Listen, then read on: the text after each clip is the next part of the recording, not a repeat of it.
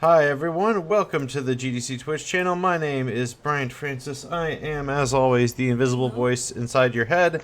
I just realized that I left the audio on this clip up really high. I'm gonna quickly edit that. Always get surprised by that. My name is Bryant. It is 8 o'clock here in California, so it's a little early. I'm a little tired. Bryant, isn't 8 a.m. early for most people? Yes, isn't that a normal start work time for most people? Yes, it is, but all of you still need coffee and tea. So, I see nothing wrong with that. Anyway, I am here today playing Elsinore. I should rather say I played Elsinore. With me in the lower left-hand corner of the screen are two fine folks from the development team behind Elsinore, Golden Glitch Studios. I have Connor and Eric. How are you guys doing? Doing well. How are you? Thanks for having us on. Good. Yeah, I'm doing good. What? I guess I could try and describe Elsinore, but do you both want to describe Elsinore? It's pretty clearly, if you haven't guessed by now, there's some Shakespeare involved. Yeah. So Elsinore is Cliff Notes would be Groundhog Day plus Hamlet. The idea is you're playing as Ophelia, trying to find a way to stop all your friends and family from murdering each other. Mm-hmm. But the problem is, because they're all Shakespeare characters, most of the things you do result in them finding different ways to murder each other. But every time through, you learn more and more stuff that allows you to change the story in more and more dramatic ways. Mm-hmm. Yeah, as you can see, so what we're seeing today, folks, full disclaimer on this, usually we try to play games live here. Due to logistical complications, we are looking at some pre-recorded footage. But that being said, thankfully, because this is an interesting game, some interesting things are going to happen, and we can talk about it. Yeah. So actually, yeah, let's get started. We can talk about right here, we're looking at the timeline of events, which is really empty right now because we only know about one thing. But this timeline feature is really cool. It's kind of a defining mechanic of the game that lets the players study when things will happen, when they want to be in the game. Would you mind breaking down? I guess first off with how did Elsinore start development, and how did the timeline feature start to come about? Sure. I'll handle the first, and then Eric, you want to talk about the timeline? Yeah. Because that was like a huge tech problem. So Elsinore started. A lot of us met each other through a club back in college called Game Creation Society, and 1 month that club had a contest theme that was Shakespeare, which was like, hey, make a Shakespeare-themed game in a week. And our team lead, Katie Charonis, came up with this, basically the fundamentals of this idea during that. And we were all, and I was talking to her, and I'm like, this is a great idea. There's no way we're making this in 1 week. And so we foolishly were like, well, we'll make it next summer. And then we tried to do a little bit over the summer, and we were still students. And there was not enough time to do it, so we shelved it, but we kept returning to it. And eventually, I think a year or two after we all graduated, we talked about it. We had done this game jam with Eric. That was the Molly Jam, where we made a game called Mecha Mom that people seemed to like. It was a ridiculous comedy controls game where you're trying to hug your daughter in a giant robot suit. And we started talking about how we should work on something together longer term. And then we recruited Kristen as well, and kind of expanded out from there. Fallon, Duncan, Wes, and that was kind of our core team. And we've been working every Sunday to kind of slowly make progress on this game for the last 6 years. Yeah. And I was finally out. Yeah. Congrats. Thank you. Yeah. Anyway, Eric. Yeah. So the timeline feature. Before why we need the timeline, I need to take a little bit about what the game is doing mechanically with why we need a timeline. So you can sort of see characters, you see right there, the hourglass on people's heads. Characters are running around and going to events. So we put it in a virtual space where they have to actually go to rooms at certain times and meet each other. So the way the game works is there's this giant bag of different events that can all happen predicated on different things, and as Ophelia is talking to people and trying to influence them, you change what they happen. And so we needed just some way for the player to be able to tell at all what was going on and what events were happening, and that's where the necessity for the timeline came about. You should talk. Go on. And we've spent a lot of time iterating and trying to get it right. Like the forms you see here, I think I would say it was probably like the most changed UI in the game, since I think it provides like the most useful information of all the things. We actually made a huge revision. We made a huge revision pass shortly before release because we're like, it's still not quite doing what we want it to do. I think the thing that Eric didn't mention that I think is really impressive about the timeline is like, so our game is a simulation, right? Which means, at least in the background, like all the scenes are handwritten, but like, as Eric said, like we're choosing events based on a bunch of variables. And what that means is that simulation can change if you input new stuff, and we can't ever be 100% sure what's going to happen in the future. And so the timeline shows you the future thing. Yeah, it's not up right now. Those blue events that were on it before, it was giving you hints about what would happen in the future.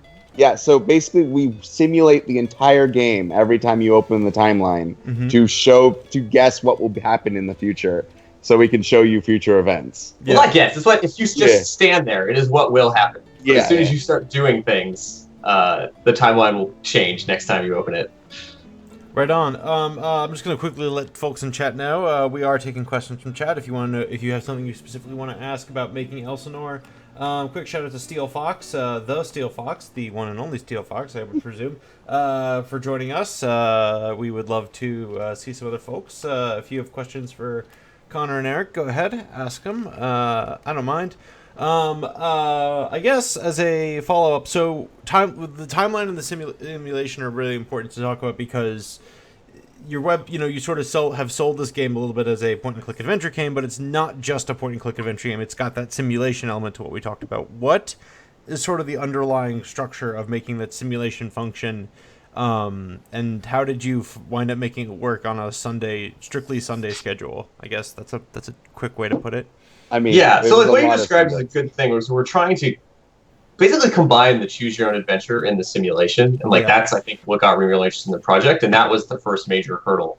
And so what we spent a lot of time on at the beginning was coming up with a good way for Katie and Connor, the writer and designer, to control this, and like thinking about this, how these events could be scripted, and how what the relationship between them was. Like we went through a lot of iterations where at first it was like you would just write in some JSON files being like, oh, this event, if it happens, then this other event can happen, kind of like a standard choose your own adventure chain, and it just didn't let us get the simulation bits we needed. And so eventually what we turned to is a model where the game state and all the events we build on it are built on top of the mental states of the NPCs. So the things that you are changing as a player and the things that the events are predicated on, the things that they change are what Hamlet knows and what Hamlet wants to do. So Hamlet wants to investigate his dad, or Hamlet wants to, his dad wants to avoid Hamlet.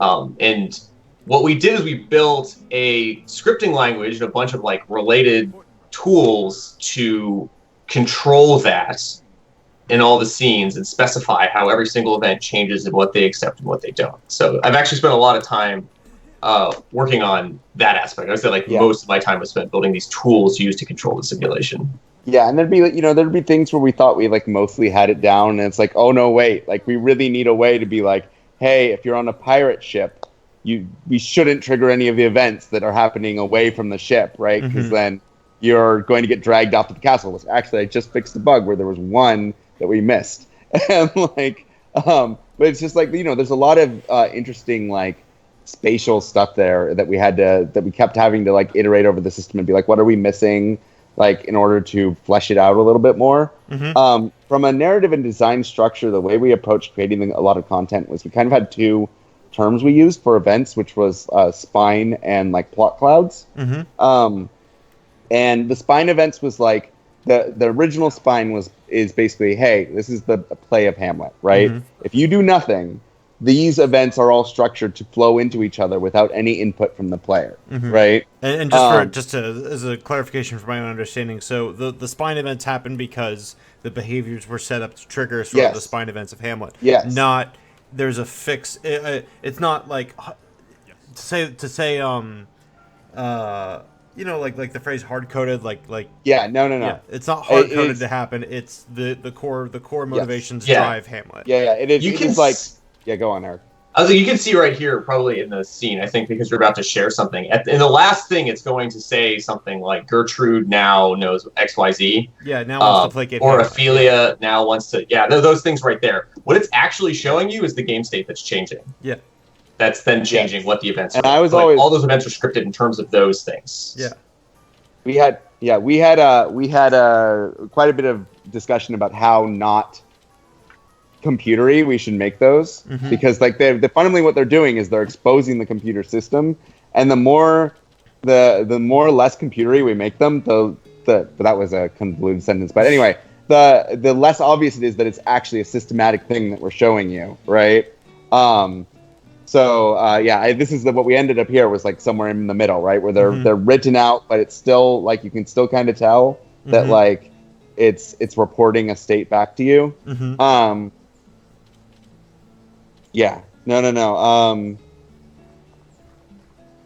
I'm watching what you're doing in the stream. You're talking to Rosencrantz and Guildenstern. Yeah, Rosencrantz and Guildenstern are two really fun characters. Obviously, there's precedence for having fun with Rosencrantz and Guildenstern. With Rosencrantz and Guildenstern are dead, and we definitely had our own brand of fun with them. In that they're like, they get up to the, they're kind of disconnected from the main conflict, and so they'll end up like having their own weird side stories. That was actually a big part of the fun of working on narrative and design for this game, was like, even when we're talking about those events that flow into each other by default, there's a bunch of them that aren't in the original play, right? Because you had to answer the question of like, we're going to see some later in the stream, by the way. We're going to see stuff that's not in the original play. Yeah. Oh yeah, I don't know. There's a ton once you start actually changing things. But even if you don't change anything, there's a lot of questions like, what does Gertrude get up to when like she's not on stage in the original play, right? Like Britt and Irma are two characters who would be around the castle, the cook and the handmaiden, but like they're you don't see them in the play, so there's stuff around them. So this is part of what we did in the first loop, which is like originally when we were in very early stages of this game, you were able to immediately like start changing everything. Yeah. And the problem we ran into very quickly with that is players would think they were responsible for stuff from the original play. Yeah. And there's this thing of like, if you're in a time loop trying to change something, you needed to understand what you're changing. Yeah. So we went through a lot of iteration trying to figure out like what's the right amount to like we still want the player to get that sense of like they're able to change stuff and you are able to change stuff, right? But like in this first loop, getting through the main events of Hamlet and getting a sense of what the stakes are and who the main players are, enough so the second time through you have some action items instead of being kind of directionless. Yeah. I noticed that too, because like when you start up this game, you get to go through, and I thought it was actually very touching. It was very touching in a sense. You get to see Ophelia's perspective in Hamlet, and the sense of being locked and railroaded towards her own death is a really good thematic note to start the game on, because it's a very good incentive for her to fight and scramble against that. I would love to keep diving into my own design questions and programming questions. I'm going to quickly go to chat. Give a quick shout out to VTech M. I recognize VTech from Shell Games, giving you a quick shout out. Well, hello. It's Mike. Yeah, I was going to say, it's your own coworker. Mike. Yeah. Quick shout out to Skyliner12 would like to know why was Hamlet the source story for this as opposed to other Shakespeare stories or other literature? I know Katie, we have to give a lot of shout outs to Katie Coronis in general. Is it Coronis or Chironis? I've known her for a very long time, but somehow that question just scrambled my brain. Like, it's Chironis. It's Chironis. So Chironis. So Katie Chironis, we should give her a quick shout out. We're gonna give her a shout out for a lot of these things. She's part of the reason we're streaming. She helped get me in touch with you two. She has answered some questions about this on her own Twitter feed, and I would strongly recommend folks check that out. But Connor, maybe you'd like to tell that tale. Yeah, I mean, it's basically like, one, Katie and I were both humanities majors, right? Yeah. We were, I think, at the moment of this doing a class where we were talking about Hamlet a lot. Yeah. So it was prominent in our minds, but also for Katie personally, like, she's told, and this is the story that she kind of told on her Twitter, like, when she first read Hamlet, she, as a young kid, she always felt like Ophelia got the short stick, which she did. Her role in the original play is to like have her heart broken and be harassed by Hamlet and then die, right? And like, and yet there's all this like all this literature and all these people who have studied Ophelia and read into her, and basically it just felt like it felt like a good opportunity to give her a new lease, I guess, right?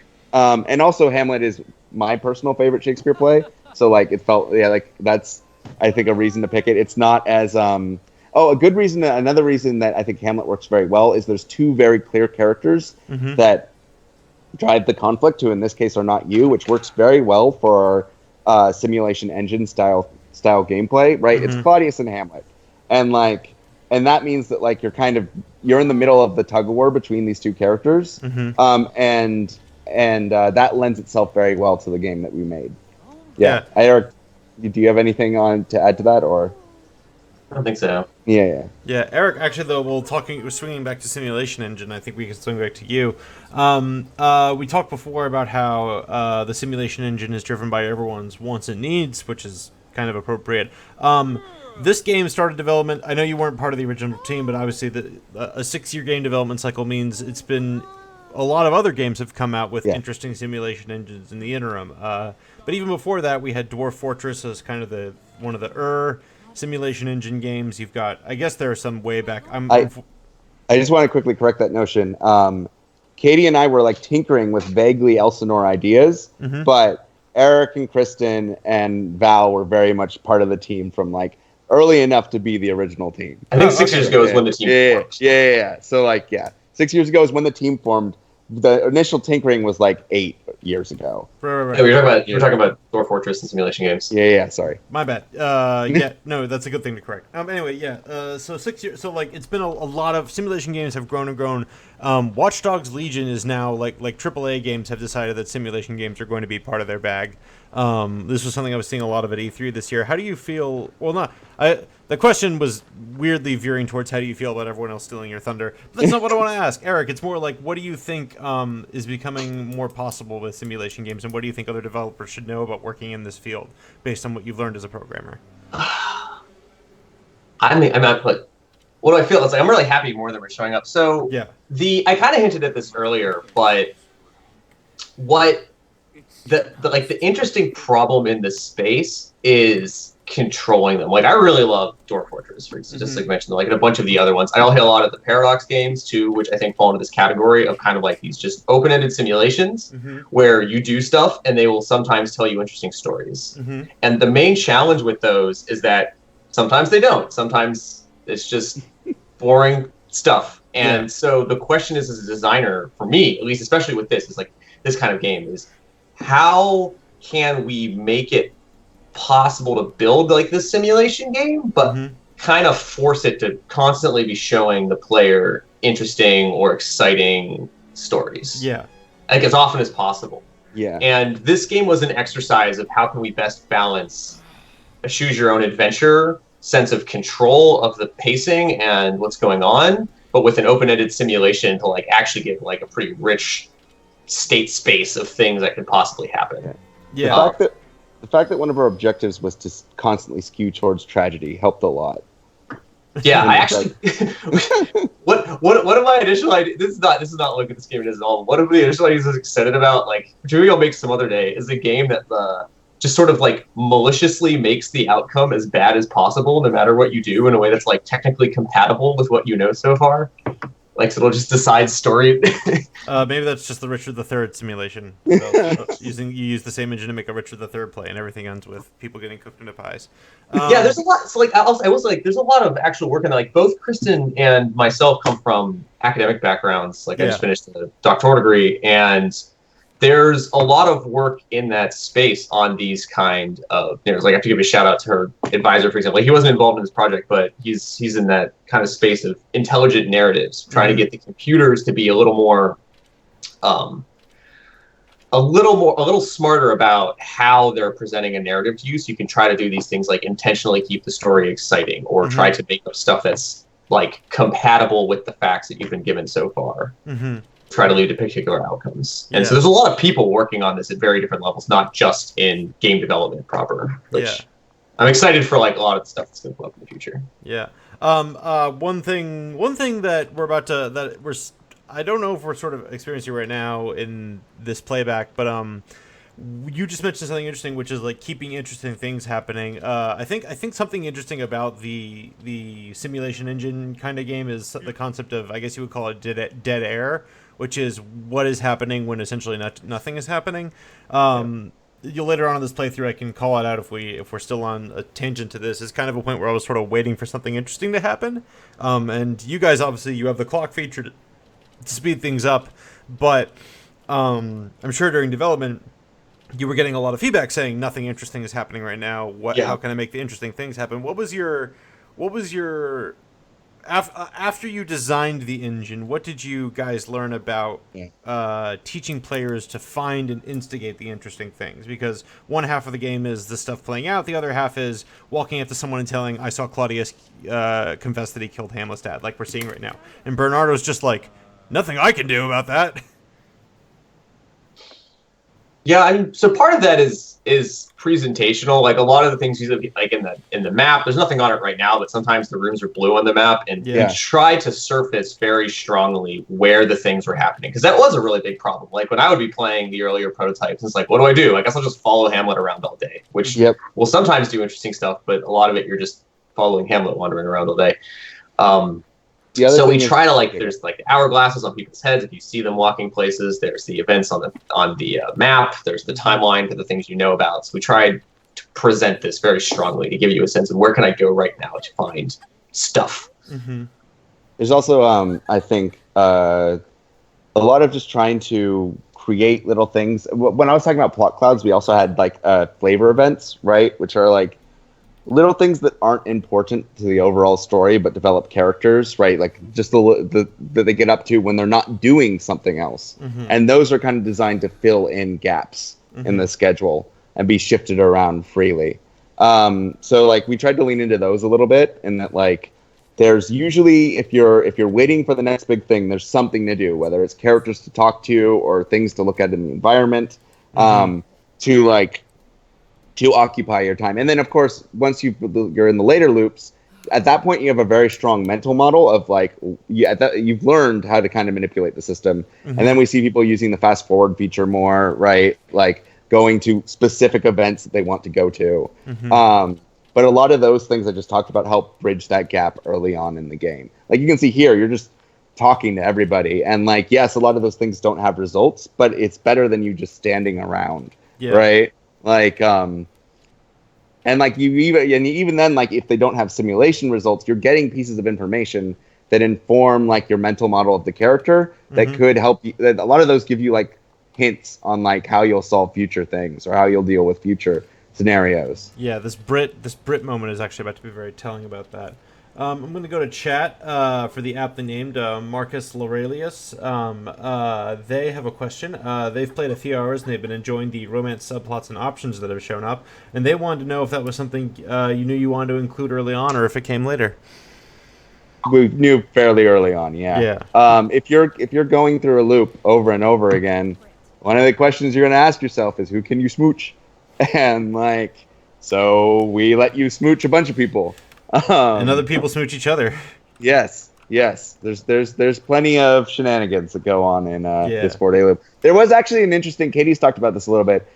Because it's a 4-day loop, though, there is sometimes we have to like fast forward the romance a little bit, right? It's like, and it's just an interesting scenario to write around. And I think she did a pretty good job.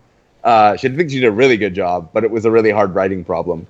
Yeah, there's some whirlwind romances that sort of kick up. Thank you for the good questions from chat, folks. We will gladly take more throughout the hour. What I am going to ask about now is something that has interested me about games like these is what happens when you sort of make outlier events that are sort of like, like combinations of things that are not going to statistically fire very often because they require complex sets of variables. What was sort of your guys' plan for testing and implementing those in a way that felt organic, I guess? That like you could implement it in a way that like, okay, when players really work themselves into this corner, it will fire, but then it will actually fire instead of just suddenly putting a fox in the middle of the room or something, or some other weird bug. That's a question I think I would like to know more about. Yeah, so I guess there's a lot of little tiny things we could talk about what we did. Like one thing, for example, is that the events are not static, and that the events themselves have a ton of like little variations inside of them based on the state. So a lot of the events can accommodate vastly different things. Like sometimes the events still work even if a bunch of the characters that are supposed to be in them have died for whatever reason. We did a big pass to be like, hey, a character's been mentioned. Are they alive? And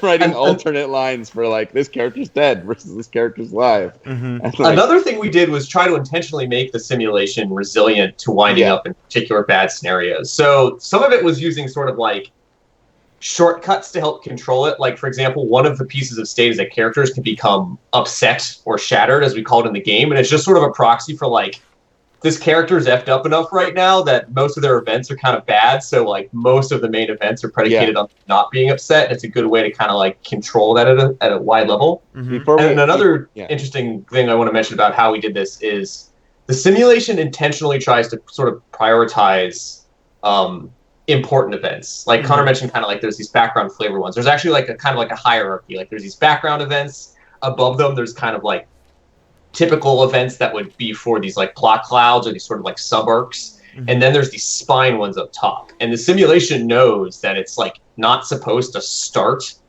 one of these less important events if it would conflict like the characters of the room with one of the spine events in the near future. So that way, like it never just like completely jumps off the rails. It kind of like stays on track with the spine.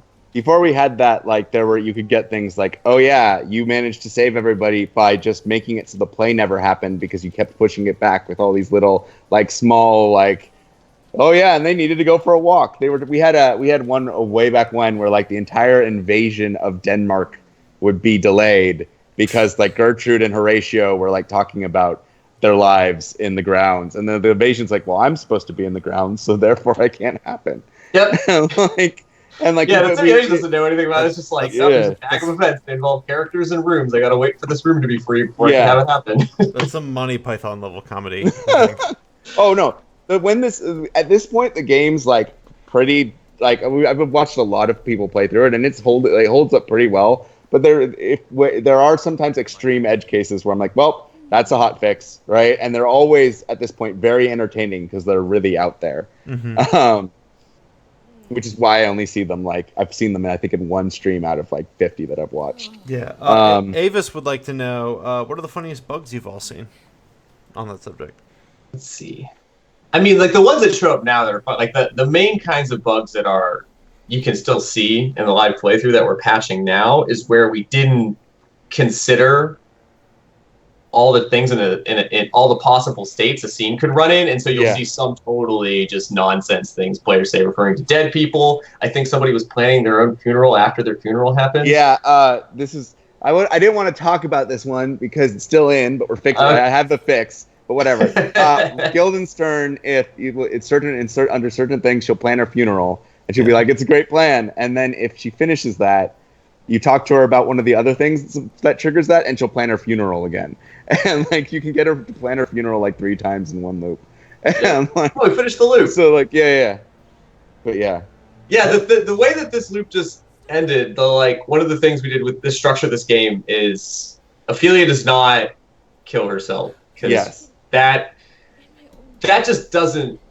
One is it's kind of actually ambiguous in the text whether or not that happens. So this is a compatible with Shakespeare's Hamlet interpretation of what's going on. But 2 is it's just really weird to have the player character forced to commit suicide for a lot of reasons. And so what happens instead is she's murdered by a mysterious figure, and kind of the first arc challenge for players to overcome that's presented to them now is to not get murdered at this point. Figure out what's going on and stop it, so you can stay alive long enough to watch everybody else kill each other instead.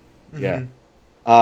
We're leaning on hundreds of years of academic conspiracy theories. Which one of the things that was great about working on this game, to return to the why Shakespeare question, is like there's a like we didn't we were very much forging our own path and making our own decisions, but there's definitely like a lot of the decisions we can make. We can point to like, oh yeah, well there was this paper if we wanted to, and it's like, and they believe that Ophelia was murdered by Gertrude, which is not here. But anyway, moving on. But yeah, I mean that's kind of the interesting thing about the staging of the text is yeah. Now we're getting weird into like what does it mean to stage Shakespeare, because you guys are technically staging Shakespeare even though you're not out in Griffith Park with coyotes howling in the background and a bunch of actors pantomiming.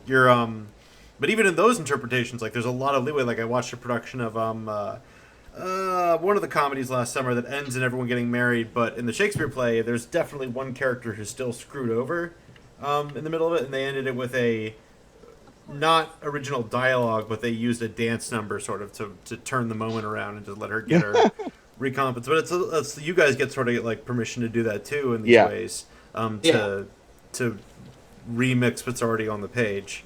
Yeah, the way we viewed it is if there wasn't anything, and even some things that were explicitly on the page, but like anything that details that weren't filled in, we felt we were willing to fill them in like in ways that would make the most interesting story. Yeah. And that involves like, giving characters a lot of different backgrounds that come into play in the story.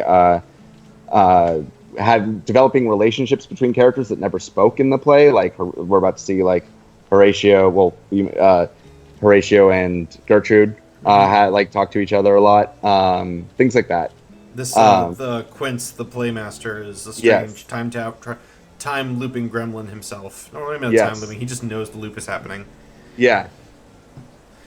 Let's see. We needed a character for you to talk to about what was going on, because otherwise you're kind of like you've got no one to confide in. Yeah. Right on. We are halfway through our hour, and we are still taking your questions about the making of Elsinore. Thankfully, also, thanks to my past self, things in Hamlet are about to go really off the rails during this next half hour. So I urge you to pay attention. Moving. My next question. Katie Sharonis has also tweeted about how your guys' Kickstarter backers are really cool and great. They are really great. You all went to Kickstarter. You managed to raise some funds to help you develop this game. What was working with Kickstarter like for you two? And because it's sort of a thing, I've talked to a lot of devs who talked about how it's changed a lot of their development process a lot. Like I talked to one guy from Uber Entertainment a while back, and he was like, instead of having one publisher, we now have 5,000 publishers. Yeah. We don't in fact have another bigger publisher, which is nice. I will say, so I want to just to give context for the Kickstarter, I want to say that we are in the extremely fortunate privileged position that all of the primary people on the dev team have different day jobs.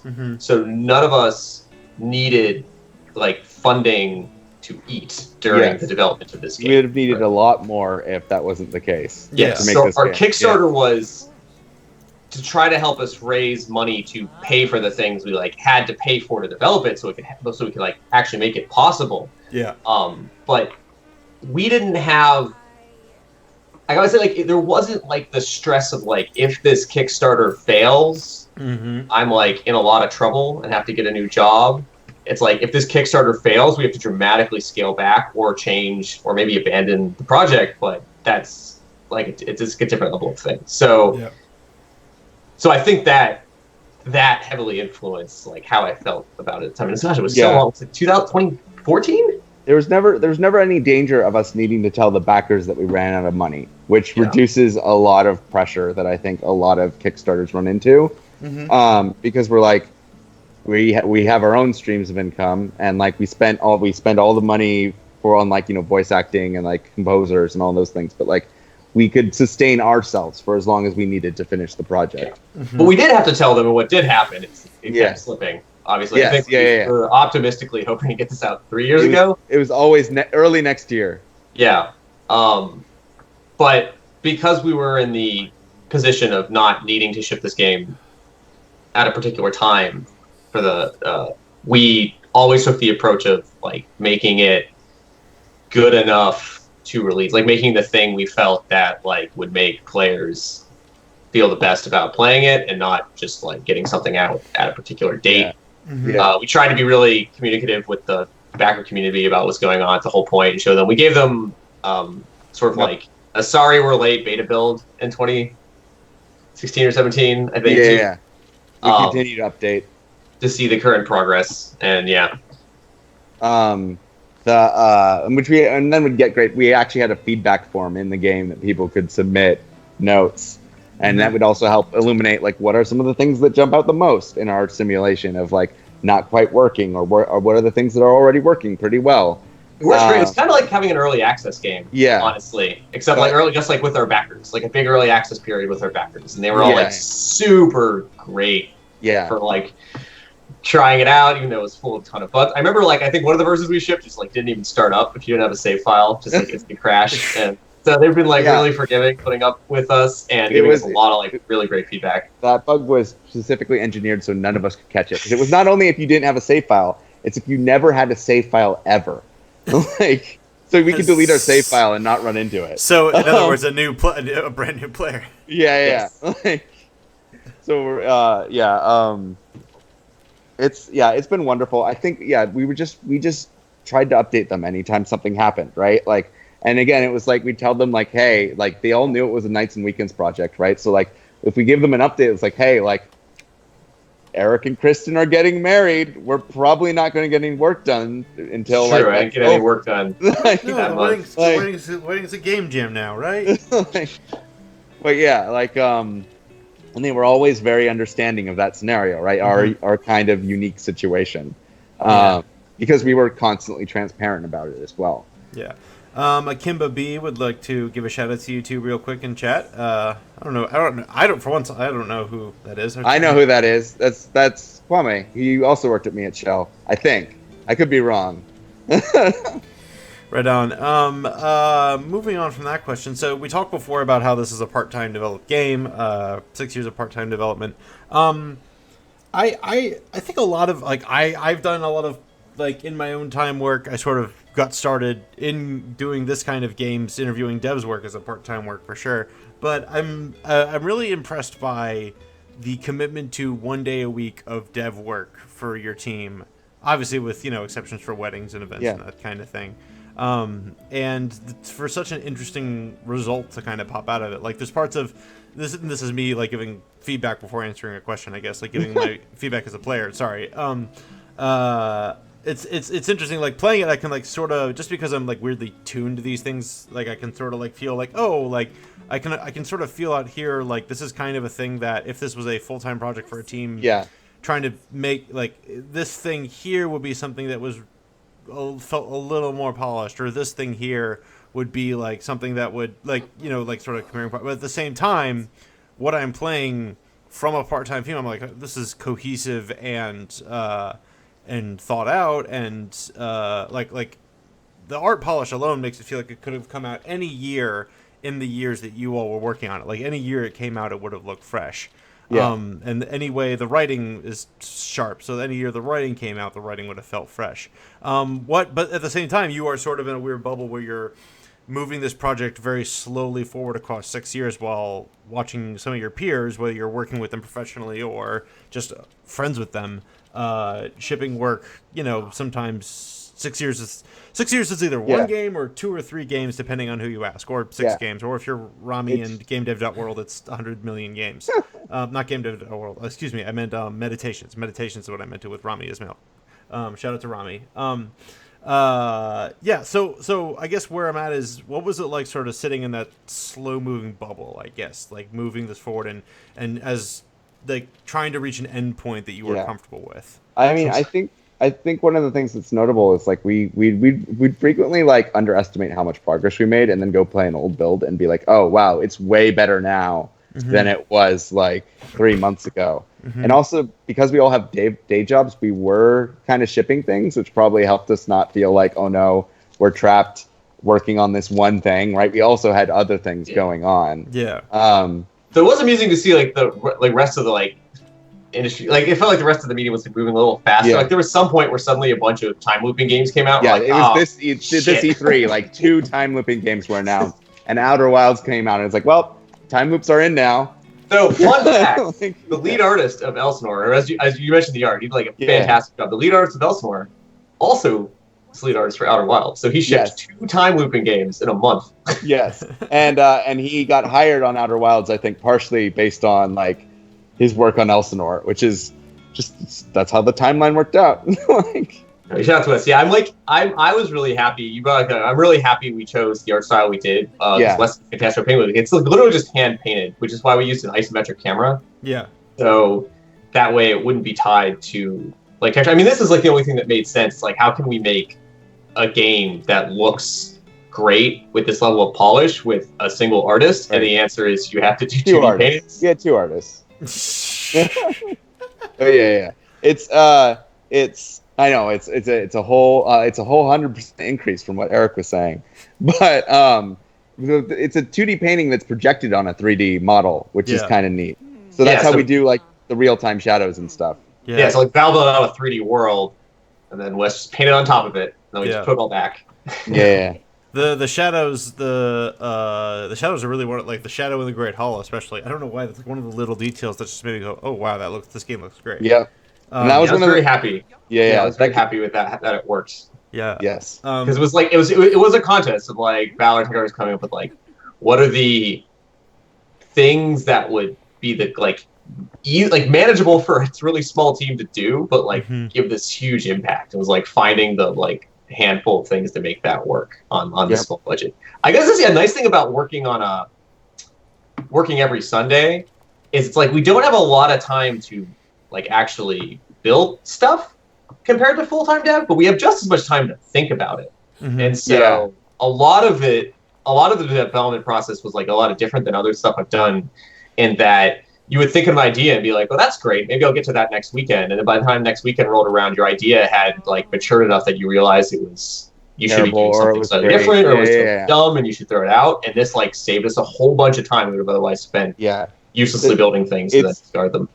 It's easy to point out, like, to notice like things that would have been like, we might have sunk more time into polish for working on it full time. It would be a very different game if we were full time, because like there's a lot of risky things we did that would not have been, if our lives were depending on them, we might have avoided. But there's, as Eric was saying, like the design really there's a lot of systems that we were like, we don't need, or we iterated on, or that we got because we had the time to really reflect on and just think about what we were doing. Katie, I think, had this great quote way back when where she said, like, one of the things she's most proud of is because of that time, like every time we could have done we had to choose between the easy thing and the interesting thing, we picked the interesting thing. And I think that's a very much a product of our work schedule. Yeah. That's what's interesting to me about that is developers talk, one of the short answers I hear a lot when talking to game developers about developing games is iteration, make things, break things, throw them out. Yeah. And this is not anti-reflective of that entirely. You made things, you broke things, you threw them out. Just in slow motion. Yeah, and in slow motion, you did it in slow motion, but also there's also the phrase ideas are cheap, et cetera. Like you have to put something down on the page, but weirdly, you this is a more mature perspective on that idea, which is ideas are cheap unless you invest time in them, I guess, which is what you did. You invested time in ideas the same way other developers invest time in ideas. You just did it differently, and like you said, slower in slow motion. Yeah. I mean, sorry, go on. I was just like random. Like I found that like this process, the importance of thinking about what you're doing, what you should be doing next, is like really critical. That's in the way that like it was when I was doing research, where you're kind of like bumbling about in the dark, and it's like you can just work as much as you want, but the important thing is to be constantly reflecting on, is like the work I'm doing right now the most important thing for me to be doing? Is this the thing that's going to push this closer to where I think I want it to be in the future? Like, what's the question I need to answer now? And that's like the kind of approach we ended up taking because of the work schedule. Yeah. It's worth noting that I think a big part of why we were able to do the once a week thing, there's two key things. One is that's actually very much the structure that we had in Game Creation Society, where we were like making games. In that we were making them over the course of the semester. But in order to get things done, when you have schoolwork, you kind of had to have designated work sessions, right? Mm-hmm. And the other one is like, we, instead of just meeting and checking in, we actually had like, we're all sitting down and working over Skype together so that we can talk to each other and we all know that we're making progress. And that was that again was like part of why we were able to sustain this for 6 years instead of burning out. Right. Yeah, I was say like, and even in that regard, we were very lucky and privileged in that like a lot of us were close friends in college. Yeah. Like my wedding party was basically the Elsinore dev team, as was Katie's. Like, more or less. And so hanging out once a week was like a good excuse to keep up with friends I'd never seen because they all lived in different parts of the country. And I think that was kind of like really important. Like I don't know if this would have worked if I had just formed a group with some strangers as well, or would have had to have been approached differently, or spent much more energy trying to like keep the pace up, because it was very important that almost every Sunday we made some amount of progress, just like a little bit of progress. Mike in chat from Shell Games also says they don't know how you held yourself to only 1 day a week. Seriously, that's discipline, and it shows. The game does not feel looker rushed at all.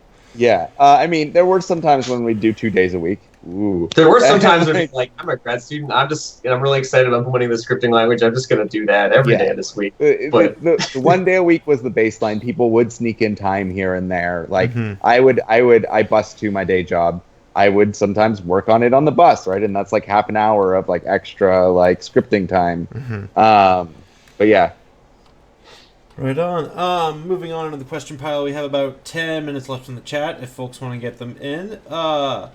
Looking at what's happening, trying to remember if I had any interesting thoughts about the game as this was happening. I guess to walk back over to design and programming world. This is gonna be real fun. This scene. Good timing. Elsinore really succeeds as a game when the player feels like they're really pushing the boundaries of what's going on in Hamlet. If they're familiar with Hamlet, I should say. I don't know what it's like if you've never read Hamlet. Gonna be honest, don't know. Read Hamlet too early to test that. You're gonna have to interview someone else. Get someone else to interview you. As designers, what was kind of your instinct for getting players to feel safe in pushing off the path and like they wouldn't wind up in a fail state just by doing this? I guess it helps like knowing when you're gonna die is one thing, but like what was kind of your impetus for getting players to like really try messing with things? I would reframe that slightly. I don't think it was ever our goal to make players feel safe pushing off the path, because pushing off the path results in like horrible deaths, but you feel encouraged to do so because you're learning new things every time you do so about these characters and the world. And so it encourages you to be to push past those boundaries into that dangerous territory. If that makes sense. Yeah. Which I guess is a way of feeling safe. Anyway, but yeah. But it's like the safe was not really the feeling we were going for. Right. Yeah, I guess that's a different way to put it. I think you're right. It's not about safe. It's about to me, it was about scratching an itch. It was like, I need something. Yeah, it's curiosity. Yeah. Right. Like what will happen beyond this threshold if I go for it, because I can just always try again, and that is where a little bit of safety comes from. But what the things you're trying are often dangerous things. I think we're also like trying to sort of like.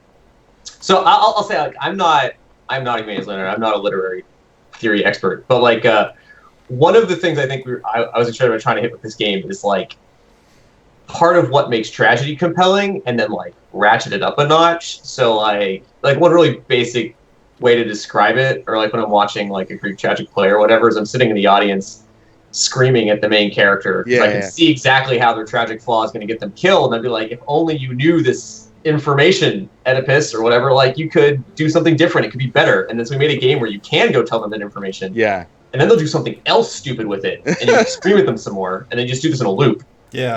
Over and over again. I remember way back when I was in college, before I even started at Shell Games, I was in Jesse's game design class, Jesse Shell, and he was talking about how tragedy is, it was tragedy is extremely difficult to do in games, right? Because if something bad happens, you just try again, right? Mm-hmm. And like this game is kind of, in many ways, it's a direct like challenge answer to that. Yeah, like it's like challenge accepted. Like, because it's like you try again, and that's kind of part of the tragedy instead of a way to escape the tragedy. Mm-hmm. Yeah. That's really funny. Just like, oh, tragedy is really hard because the player's just gonna try again. Oh, screw you. We're just gonna let the player try again. I would not. No, screw you. Just that's an interesting challenge. Jesse Shell is watching this and just like writing furiously in his notepad. But I mean, I was at Shell Games when we did the Kickstarter, and like, so we talked about this again at then, right? Like that was one of the. He's actually a gravestone in the graveyard. Where somewhere in here you're getting mad at me for saying screw you, and you literally put his grave into the game. He put himself as a grave. He's a backer. He backed it. Yeah. I see. That's what all the ones are. Yeah. A lot of the graves are like people who backed. Right on. We are wrapping up here. Any last minute questions folks have for Connor and Eric, get them in now. Because when we're done, at some point I'm going to go back and just play more of this game at some point. Let me think. Do I have any more questions? Oh man, you said something in there about tragedy that really got me. Like tragedy's yelling at the screen and thinking players would just do, thinking people would do what you expect them to do if only they knew what you knew. That's the engine that kept us going on this project, right? It's a really compelling problem. I guess not to spoil the ending of the game, but like there is kind of an ending. There is something. There isn't like this game isn't sort of Dwarf Fortress. Like you just keep reloading the sim just to generate new interesting results. Thematically, where towards the end of the game, where were you heading as far as like what happens when the player has all the information? I guess like is it that the Ophelia? Is it that Ophelia kind of gets to have an unusual? I will say that we do not lose our theme when we get to the end. Got it. That is all I'm really willing to say. Yeah. With no more questions. Frankly, if a player were to just play the game forever and then eventually just resign themselves to like, this is sad, and then put it down, that's a pretty good thematic ending too. Yeah.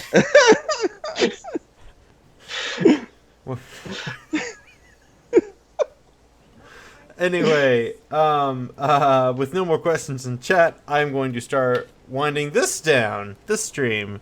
With perfect information, I will prevent the tragedy of keeping you guys from your day jobs. You've been watching the GDC Twitch channel. Thank you for joining us once again. Thank you for putting up with my slightly tired, coffee only just started kicking in shenanigans. We love having game developers on this channel. We love getting folks' questions to game developers. If you click the follow button on the lower left-hand corner of the screen, you will get a notification when we go live, when we're talking to game developers. We're trying to talk to the folks behind Age of Wonders Planetfall later this month. I'm reaching out to a bunch of other cool folks about other cool games. We're trying to pin those schedules down. On top of that, if you click the follow button, you will also notice that the GDC Twitch channel does keep live during the day with a lot of great talks from GDC of years past. We've started taking talks from the GDC Vault and putting them on Twitch. There's also the YouTube channel where if you go there and if you click on the YouTube channel, you can obviously get all the great talks that are uploaded over there. I need to update the banner that you're looking at because as you can see, our logo, the logo on the top left is shiny and new, but this is 2019 GDC. GDC 2020 is coming up. If you are a game designer, game developer watching this channel, you might want to know that the call for papers for next year is open, and we do want to see your GDC talks.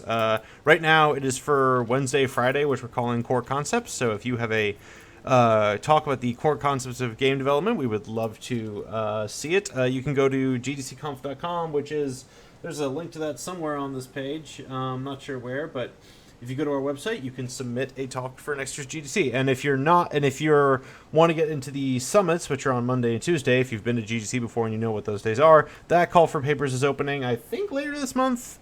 I'm pretty sure it's later this month. If not, it's definitely next month. That'll be opening up soon. That'll include the narrative summit, the animation summit, all kind of that group of things.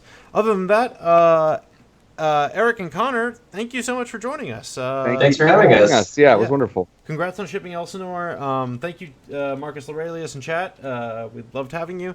And with that, I will wish everyone a happy Wednesday. It's only Wednesday, man.